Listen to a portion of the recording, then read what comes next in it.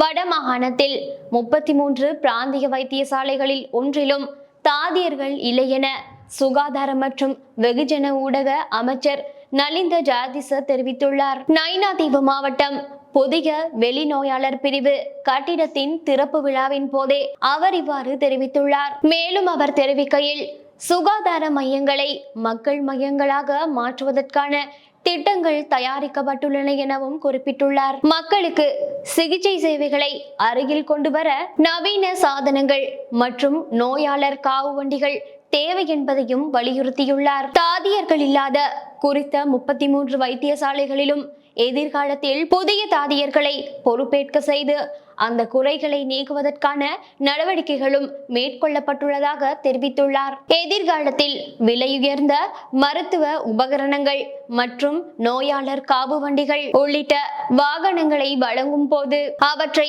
தொடர்ந்தும் பராமரிக்கும் நிறுவனங்களுடன் அதற்கான பௌதீக சொத்துக்களை நிர்வகிக்கும் முயற்சிகள் மேற்கொள்ளப்படும் எனவும் நோயாளர் காவு வண்டியின் தேவை பூர்த்தி செய்யப்படும் எனவும் தெரிவித்துள்ளார்.